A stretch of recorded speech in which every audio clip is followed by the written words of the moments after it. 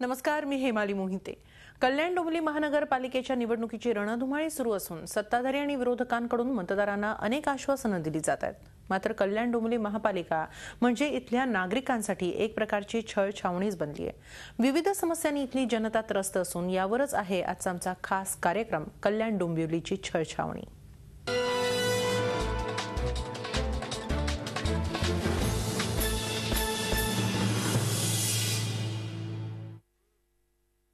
पालिकेत अनधिकृत बांधकामांची समस्या दिवसेंदिवस गंभीर बनत चालली असून रस्त्यावरचे सिग्नल ही केवळ शोभेची वस्तू बनलेत। डोंबिवलीतील या समस्यांचा आढावा घेतलाय आमचे प्रतिनिधी अजित मांढरे यांनी।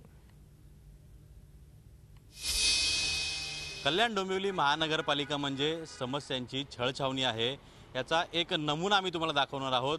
या कल्याण डोंबिवली महानगरपालिकेमध्ये सर्वात महत्त्वाचा मुद्दा आहे तो म्हणजे अनधिकृत बांधकामांचा। एक उदाहरण तुम्हाला दाखवतो। तुम्ही पाहू शकता या ठिकाणी की ही जी इमारत आहे अर्धवट तुटलेल्या अवस्थेत आहे। या इमारतीवर कारवाई करण्यात आलेली आहे कारण का ही अनधिकृत इमारत आहे। या ठिकाणी ही इमारत उभी एक चौक आहे, या चौकामध्ये ही इमारत आहे। मुळात या जी इमारत आहे ती अर्धी रस्त्यावरती आहे आणि अर्धी जे बागेचं आरक्षण आहे त्या भागावरती इमारत उभी आहे। या इमारतीवर फक्त एक तुरळक कारवाई करण्यात आलेली आहे आणि बांधकाम बंद करण्यात आलेलं आहे, पण कुठलाही ठोस निर्णय घेऊन या इमारतीचा सोक्षमोक्ष लावून इकडच्या नागरिकांना दिलासा देण्याचं काम गेल्या 20 वर्षात झालेलं नाहीये। आपल्यासोबत काही नागरिक आहेत, आपण त्यांना विचारत की या इमारतीचा म्हणजे धोकादायक इमारत आहे, उद्या पडली तर त्याला जबाबदार कोण, काय त्यांच्या प्रतिक्रियात आपण जाणून घेऊयात। मुळात म्हणजे ही इमारत एक बागेचा भूखंड होता, त्याच्यावर इमारत बांधली। याच्यामध्ये कोणी लक्ष दिलं नाही, सगळे नवसक हो आश्वासन देतात, पण पुढे कोणी काही काम ठोस कारवाई करायची। मुलांना खेळायला, आबालवृद्धांना फिरायला वगैरे जरा मोकळं जॉगिंग ट्रॅक सारखं एक चांगलं करता येऊ शकतं। त्यामुळे असंही अशा इमारतीत उभ्या राहता कामा नयेत। 20 वर्षात फक्त अनधिकृत बांधकामच झाली आहेत, बाकी कुठलंही काम झालेलं नाही आहे। या प्रशासनाने आम्हाला फक्त असं दाखवलंय की आम्ही फक्त कामं करतोय। कामं म्हणजे नेमकी काय? अनधिकृत बांधकामं, फेरीवाले, हे अनधिकृत फेरीवाले या लोकांचीच नुसती कामं चालू आहेत, बाकीयांचा हायदोस चालू आहे इथे। बाकी याच्या पुढे आम्हाला काही वाटतच नाही की आम्हाला कुठल्या सरकारकडनं अपेक्षा सुद्धा नाही आहेत। जवळच या इमारतीच्या एक शाळा आहे, ही समोर स्वामी विवेकानंद विद्यामंदिर शाळा आहे। या इमारतीचा जो भाग आहे किंवा जो संपूर्ण या रस्त्यावरती इमारत जी आहे त्यामुळे या शाळेतील विद्यार्थ्यांना देखील त्रास होतो। गाड्या इथे असंख्य उभ्या राहतात। उद्या जर ही इमारत पडली किंवा जर काय झालं तर त्याबाबत जबाबदार कोण? या शाळेतल्या शिक्षिका आपल्यासोबत आहेत। ही जी इमारत आहे अनधिकृत बांधकामं जे संपूर्ण डोंबिवलीमध्ये आहे त्याबद्दल तुम्ही काय सांगाल? ही जी आता समोर शाळा दिसते ना आमची स्वामी विवेकानंद रामनगर प्राथमिक, ही राष्ट्रीय शिक्षण संस्थेची शाळा आहे आणि आमच्या शाळेची मुलं रोज येताना जाताना इथे या बिल्डिंगच्या जवळच येतात जातात वगैरे। आता ही अनधिकृत बिल्डिंग मी वर्षानुवर्ष बघते, ती आधी एकदा पाडून झाली, पुन्हा ती बांधकाम करण्यात आली होती, पुन्हा ती पाडली तरी ती पूर्ण हटवण्यात येत नाहीये आणि आणखी काही बऱ्याच गोष्टींचा इथे आम्हाला त्रास होतो। कल्याण डोंबिवली म्हणजे नागरिकांची, लोकांची छळछावणी। अनधिकृत बांधकामाचा मुद्दा आम्ही तुम्हाला दाखवला, आता तुम्हाला आम्ही एक असा मुद्दा दाखवणार आहे ज्यामुळे शहराची ओळख होते। कल्याण डोंबिवली असं शहर आहे ज्या शहरामध्ये एकही सिग्नल नाही आहे। नेमकं ह्या संपूर्ण भागातील वाहतूक व्यवस्था ती कोणाच्या जीवावर चालते किंवा कुठल्या नियोजनावर चालते हाच एक मुद्दा आहे। तुम्ही पाहू शकता हा जो सिग्नल आहे हा बंद आहे। हा सिग्नल लागून जवळपास 3 ते 4 वर्ष झाले असतील, पण सुरुवातीला काही एक महिनाभर चालू होतं, त्यानंतर पूर्णपणे सिग्नल बंद आहे। या भागातली किंवा हा 4 रस्ता आहे डोंबिवलीतला सर्वात महत्त्वाचा रस्ता आहे।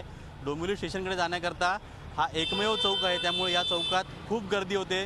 साधारणपणे आता 5 वाजलेले आहेत, अशा परिस्थितीमध्ये सिग्नल यंत्रणा काहीच नाही आहे। कोणी कसंही येतंय कसंही जातंय, कोणाचा ताळमेळ कोणाला नाही आहे। कुठल्याही परिस्थितीमध्ये सिग्नल यंत्रणा किंवा वाहतुकीचं नियोजन कुठल्याही पद्धतीचं या ठिकाणी नाही आहे। या ठिकाणी संध्याकाळची वेळ 6-7 नंतर या ठिकाणी असंख्य गाड्या येतात, त्या रिक्षा असतात, प्रायव्हेट गाड्या असतात। अशा परिस्थितीमध्ये इथे लांबच लांब गाड्यांच्या रांगा लागतात।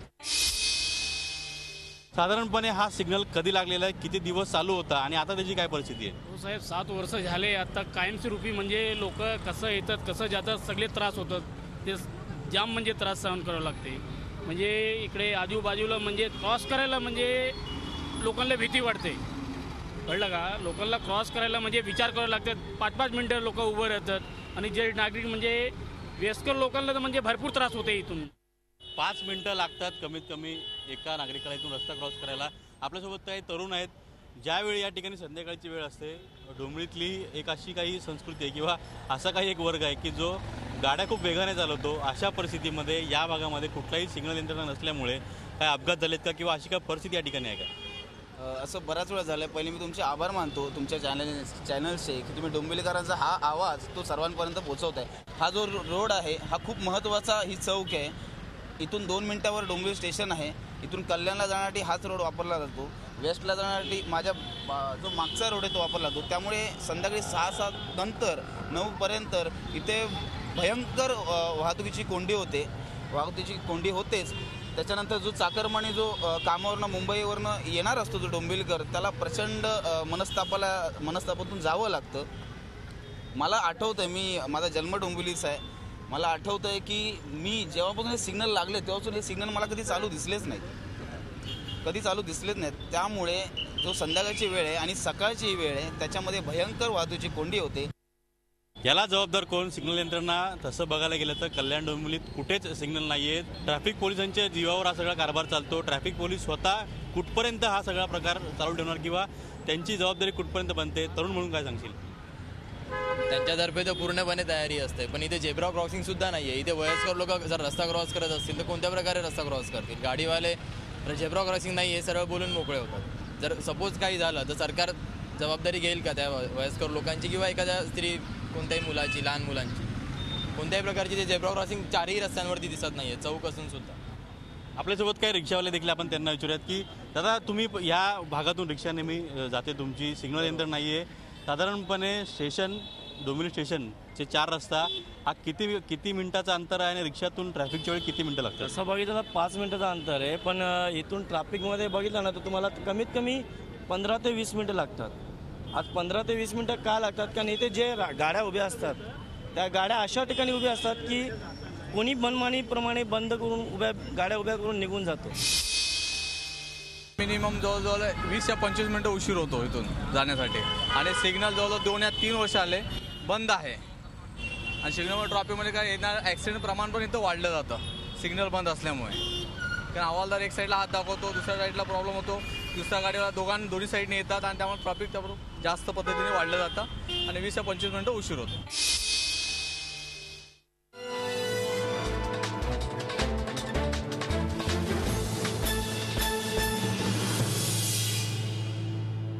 कल्याण डोंबिवलीतील समस्यांची यादी बरीच मोठी आहे. उघड्या गटारांमुळे दुर्गंधीचा त्रास सहन करावा लागतोय. तसंच फुटपाथवर फेरीवाल्यांचं साम्राज्य पसरलंय.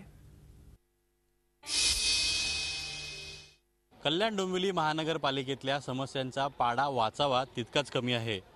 अनधिकृत बांधकामं, ट्रॅफिक सिग्नल यंत्रणा आहे की नाही हाच एक प्रश्न आहे. या समस्येनंतर तुम्हाला डोंबिवलीमधली एक गटरांची समस्या दाखवणार आहे. खरं तर असं म्हटलं जातं की गटर आणि नाले बांधण्यामध्येच नगरसेवकांना जास्त धन्यता वाटते, कारण त्यामध्ये लवकर टेंडर पास होतात, काही लाखांची कामं असतात, त्यामुळे लवकरात लवकर बिलं पास होतात आणि त्यातून त्यांना मेवा मिळतो. आपल्यासोबत काही महिला आहेत, आपण त्यांना विचारूयात की या नाल्याचा त्यांना किती त्रास होतोय. जे गटार आहेत ती तुडुंब भरलेली आहेत आणि एवढी त्याची दुर्गंधी येते की त्यांना 20 वर्षात ते गटाराची व्यवस्था नीट करता आलेली नाही आणि पेवर ब्लॉक बसून नुसते हे करतात आणि एवढी दुर्गंधी येते. ते चांगल्या AC गाडीतून फिरतात, काचेतून काळ्या काचा खाली करून वर करून बघत नाहीत कधी काय होतात ते. त्यांना तिथे वास घेऊन इथे दाखवायला पाहिजे आणि आम्हाला जिवंतपणी नरक येताना भोगायला लागतंय. इथली परिस्थिती अशी आहे की चालताना सुद्धा असं वाटतं की आत्ता पडू का मग पडू. एखाद्या ज्येष्ठ नागरिकांसारखं आम्हाला जायचं असेल तर आम्ही काय करायचं आहे त्याच्यासाठी. जे सत्ताधारी आहेत किंवा जे स्थानिक नगरसेवक ते कधी या ठिकाणी फिरकलेत का ही गटर उघडे? कधीच नाही आहेत. आज आमची 5 वर्षामध्ये आमची नगरसेवका कधीही आमच्या एरियामध्ये फिरकली नाही आहे आणि आता ह्या एक इलेक्शन आले म्हणून आता रोज आमच्या दरवाजातून फिरत असते आणि 4.5 वर्ष अजिबात आमच्या एरियामध्ये आलेली नाही आहे ती कधी. डोंबिवली पूर्वेतला स्टेशनचा हा भाग आहे. फुटपाथ आहे, मुख्य फुटपाथ आहे. लोक दिवसभर काम करतात आणि ट्रेनने प्रवास करून या फुटपाथवरून घरी जाण्याकरता, रिक्षा पकडण्याकरता इथे येतात. पण जे फेरीवाले आहेत तुम्ही पाहू शकता, तुमची जिथपर्यंत नजर जाईल तिथपर्यंत या संपूर्ण फुटपाथवरती फेरीवाल्यांचं साम्राज्य आहे. कुठून आले, कोण आहेत, कोणालाच काही माहीत नाही आहे. नवीन आयुक्त आले की 2 दिवस कारवाई होते, 2 दिवस पूर्ण फुटपाथ हा खाली होतो आणि पुन्हा हे जे फेरीवाले आहेत त्यांचं साम्राज्य या फुटपाथवरती येतं. आपल्यासोबत या ठिकाणी या भागातले म्हणजे जे रहिवासी आहेत त्यांना आपण विचारूयात की या फुटपाथवरती जे फेरीवाले आहेत त्यांना त्याचा किती त्रास होतो. काही वृद्ध माणसं आहेत या ठिकाणी जातात पण त्यांना नीट चालता देखील येत नाही. आम्ही 6-6:30 वाजता कामावर नाही येतो ना, एवढे फुटपाथवाल्यांची दादागिरी चालते ना इथे, आम्हाला चालायला देत नाही इकडे. एवढी दादागिरी जसं काय यांचं सगळं यांच्या बापाचंच आहे असं हे वावरतात. म्हणजे त्यांना जरा साईडला सांगितलं तर तिकडनं असं डायरेक्ट दादागिरी बोलतात. तुम्ही या आता 9 वाजेपर्यंत तुम्ही इथे बघा फक्त फेरीवाल्यांची केवढी दादागिरी चालते. डायरेक्ट एकदम म्हणजे एवढा ना एवढा हा पूर्ण मानपाडा रोड आहे ना, आम्हाला रिक्षाने जर आम्ही चालत घरी पोहोचू पण रिक्षाने पोहोचणार नाही ह्या फेरीवाल्यांमुळे. असा वैताग येतो ना आम्हाला की ऑफिसवरनं यायचं, ट्रेनने एवढ्या गर्दीतून यायचं, मेन म्हणजे परत चालताना जेव्हा इथून धक्का तिथून धक्का, इकडे सावरा तिथे सावरा, त्याच्यानंतर लाईनमध्ये उभं राहा. लाईनमध्ये तर आम्हाला अर्धा तास उभं राहावं लागतं कारण एवढी मोठी लाईन असते. त्यापेक्षा असं वाटतं की best way will go back walk. आणि ते पण चालताना मध्ये पण रस्त्यामध्ये आता सोमवारचा बाजार आहे आज, त्या बाजारामध्ये पण इतकी गर्दी की फुटपाथवरनं चालताच येत नाही कारण फुटपाथवरती आमच्यासाठी नाहीच येतो, फक्त फेरीवाल्यांसाठीच आहे तो, असंच वाटतंय. इकडचे काही दुकानदार आपण त्यांना विचारूया की या अनधिकृत स्टँडमुळे त्यांना किती त्रास होतो. या इथे या चौकात एकच अधिकृत स्टँड आहे, बाकी 2-3 स्टँड एकदम अनधिकृत आहेत. एक लाईन लागते ते पूर्ण स्टेशनपर्यंत जाते. इथं रोज हाणामाऱ्या चालूच असतात, पब्लिक रिक्षावाल्यांमध्ये रोज चालूच असतात भांडणं.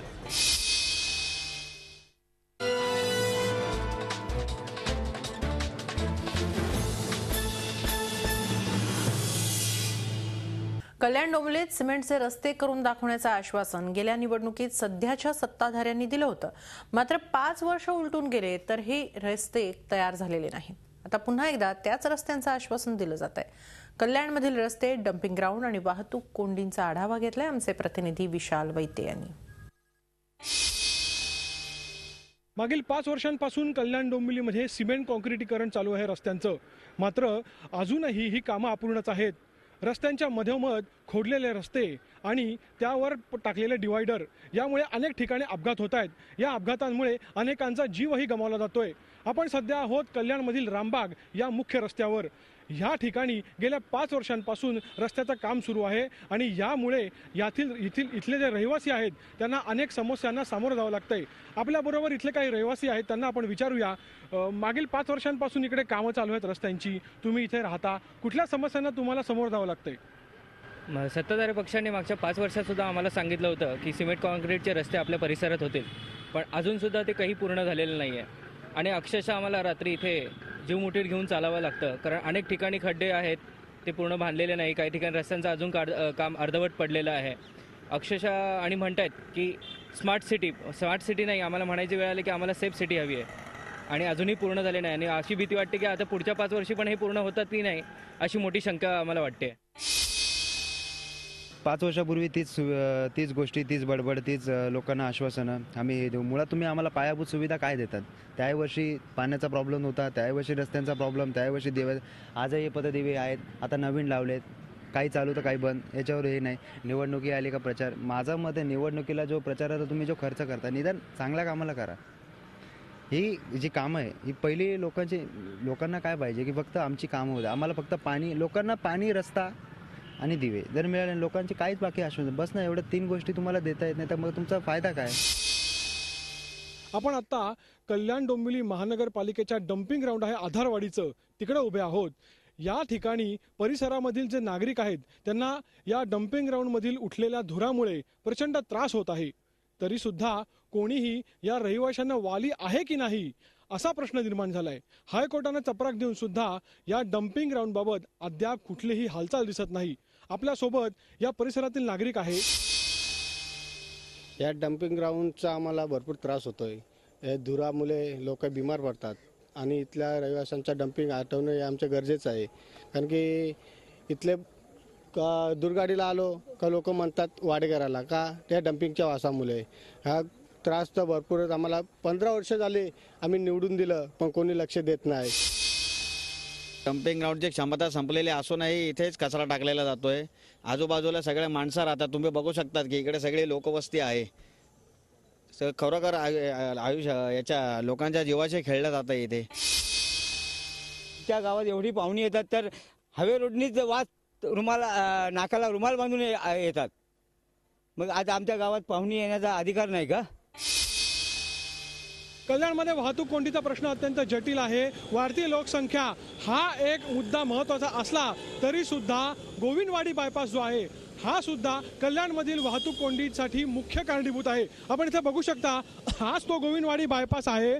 तो अनेक वर्षापासून रखडलेला आहे. सरकार बदललं तरी सुद्धा हा गोविंदवाडी रस्त्याचं बांधकाम जे आहे ते अजिबात पुढे सरकलेलं नाही आहे. कल्याण शहरामध्ये मोठ्या प्रमाणामध्ये वाहतूक कोंडी होते. जिकडे 2 मिनिटं लागतात तिकडे लोकांना अर्धा तास एकाच ठिकाणी उभं राहावं लागतं. आपण जाणून घेऊया काही वाहन चालक आहेत त्यांच्याकडून की तुम्हाला वाहतूक कोंडीचा नेमका कोणता त्रास होतो. वाहतुकीला संध्याकाळी आपला ह्या रस्त्याला दर दिवशी आपला अर्धा पाऊण तास ट्रॅफिक असतेच पत्रीपुल्या साइडला.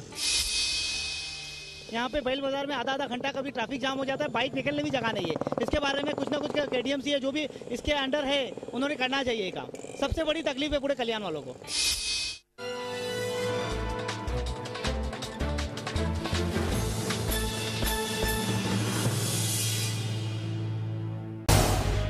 झी 24 तास रहा एक पाऊल पुढे.